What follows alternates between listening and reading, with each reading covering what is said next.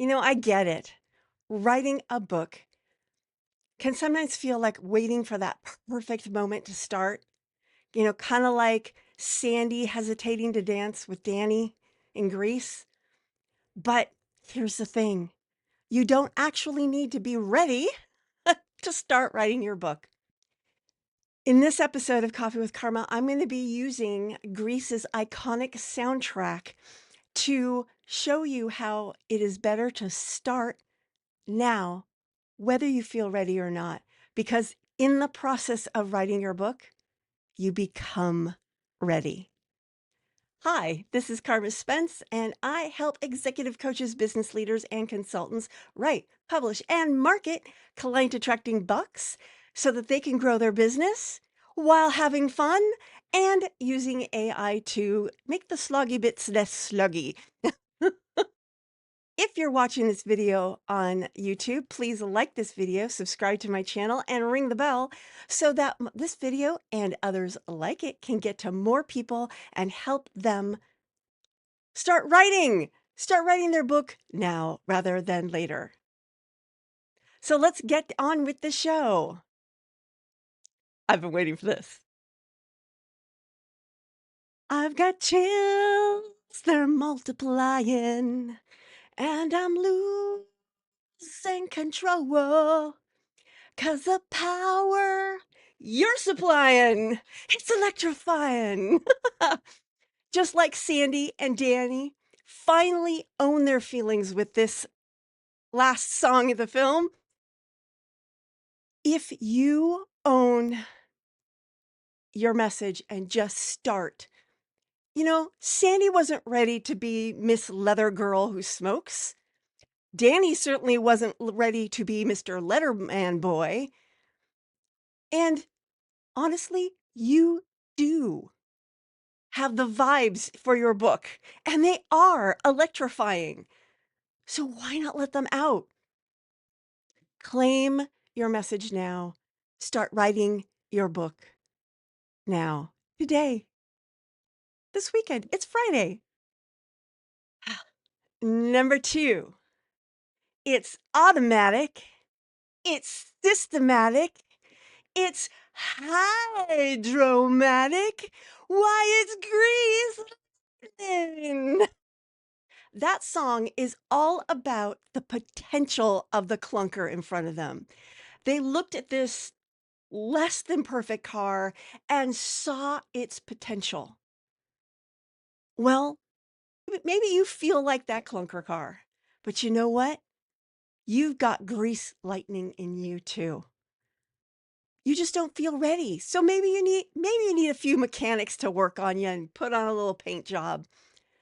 But really, you also need belief. You need to believe in yourself and you need others to believe in you. And guess what? I don't even know you and I believe in you. You wouldn't be watching this video, especially this far after my singing, if you didn't believe in yourself and wanted to hear some more messages about how you can do this. You can do this. The song is not only about the belief and potential, it's also about the transformation that's possible.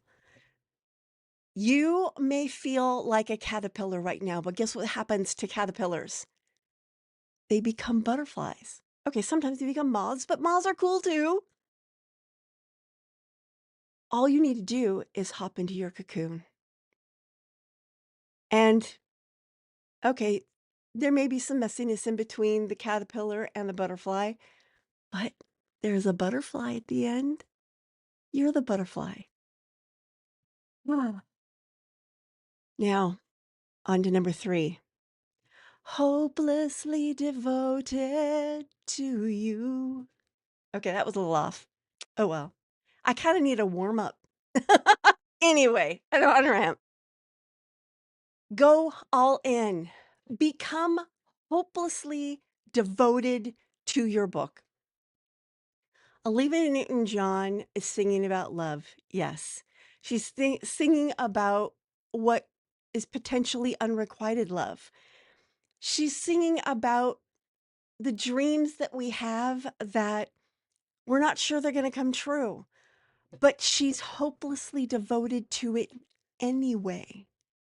And if your book is going to become a book, if your book is going to become the asset in your business you need it to be, you need to go all in and become hopelessly devoted to that message, to that book, to the process, to becoming the author that you need to be to write that book. And if you drop road trip in the comments below, I will send you a link to my program, Road Trip to Authority, which takes you from, I'd like to write a book, but I don't know what to do, all the way to launching it into your readers' hands. And it's got all the logistics you need step by step in 1 hour or less daily tasks. It's got mindset baked right in. It's got the marketing baked in from the get-go so that your book has the best opportunity, possibility to get out there and grow your business. So you can either drop road trip or you can just go to carmaspence.com/authority and it's all there for you. And there's a little chatbot, Ruby, who drives a red convertible. She can help you and answer your questions if the sales page doesn't do that. And of course, you can always set up a call with me to talk it through to see if it's really for you. So there you go. End of commercial. Now we're going to be, this song I think gets a little, this is number 4. There are worse things I could do. Stockard Channing, she's talking about, she's made some less than stellar choices in her life and she's owning it. She's owning it. And she's rewriting the rules. So guess what? You too can rewrite the rules. She owns her choices and she's starting before she's ready because honestly, she believes in herself. I think that's one thing. She can come off as snarky and sometimes mean, but but she stays true to herself in everything she does. And I think that when you become the author you were meant to be, when you write the book you were meant to write that will grow your business and attract your ideal clients, there is an ownership that happens not just of the message and of the book, but of who you are and who you are meant to be. Writing a book is a growth process. And that's kind of what I get out of this particular song is this, no one's perfect. No one no one's perfect. But you own the things that happen to you and you move on. So, and you know what? Those stories of those missteps you made, they help you find your ideal clients because they see themselves in your story and they find hope. Because if you did it, they could do it too. Number 5. I like this one. This one. La la la, la la la. Beauty school dropout.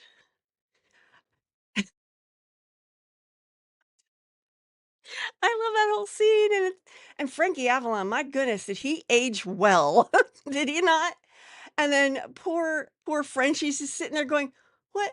Your hair done by a slob? What, did you just say that? You're my guardian angel." And everybody with those big roll, oh, I just it's just a fun, it's so your bangs are curled. You couldn't even get a trade-in on your smock. Just oh, the lyrics. Oh, I love that movie, Grease. Anyway, Frenchie's dropout drama reminds us that learning curves are real. Okay, you may not know what the next step is. You could have written 5 books already and still not know what the next step is because every book is different. Every book is different. Every book has its own vibe because you are a different person every time you write a book.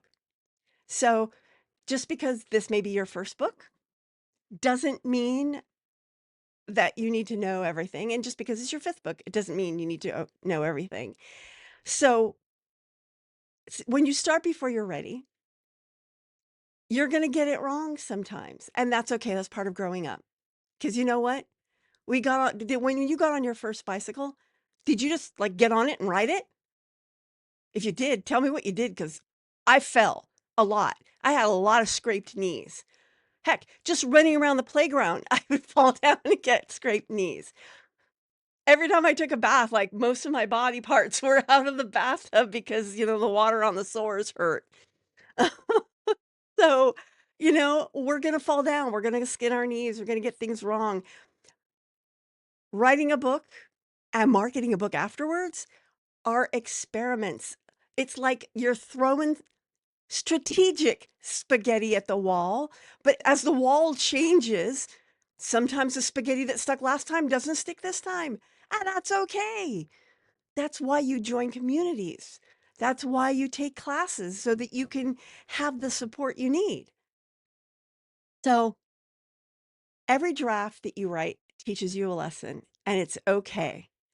You know, Frenchie discovered she's not cut out to be a beauty person. Okay. It's just another light bulb that didn't work. Eventually, you'll get to the light bulb that does. It's okay. All right. So there you go. 5 different musical ways that Grease, the film, can show you that you can start when even before you're ready.